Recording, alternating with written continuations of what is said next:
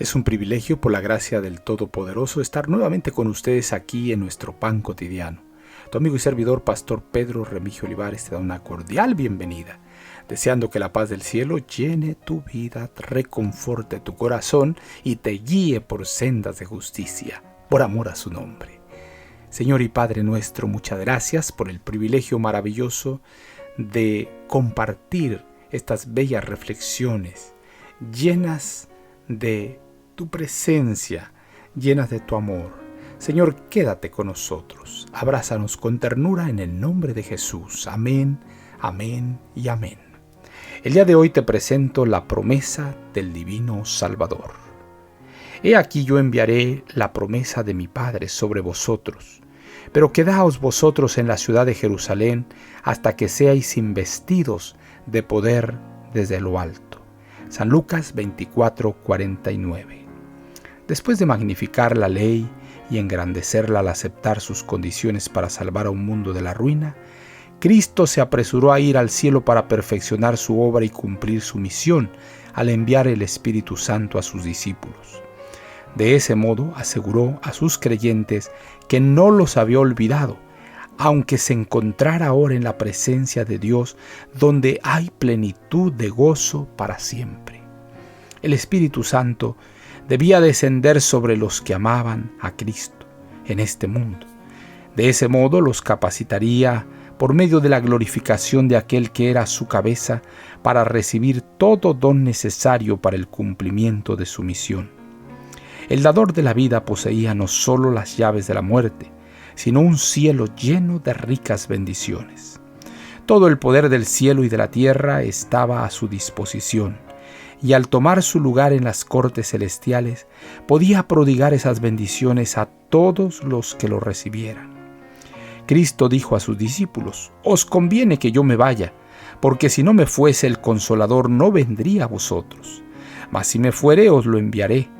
Este era el mayor de los dones. El Espíritu Santo descendió como el tesoro más precioso que el hombre podía obtener. La Iglesia recibió el bautismo del poder del Espíritu Santo. Los discípulos fueron preparados para salir y proclamar a Cristo, primero en Jerusalén, donde se había llevado a cabo la vergonzosa obra de deshonrar al verdadero Rey, y a partir de ahí debían ir hasta los confines de la tierra.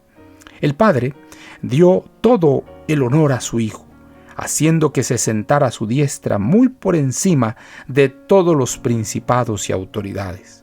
Expresó su gran gozo y deleite, recibiendo al crucificado y coronándolo con gloria y honra. Y Dios muestra a su pueblo todos los favores que ha prodigado a su Hijo al aceptar la gran expiación. Los que con amor han unido su empeño con Cristo son aceptados en el amado. Sufrieron con Cristo en su más profunda humillación y la glorificación de Él es de gran interés para ellos, porque son aceptos en Él. Dios los ama como ama a su Hijo. Cristo, Emmanuel, está entre Dios y el creyente, revelando la gloria de Dios a sus elegidos y cubriendo sus defectos y transgresiones con las vestiduras de su propia justicia inmaculada. Si el pueblo de Dios se santifica por la obediencia a sus mandamientos, el Señor trabajará en medio de ellos.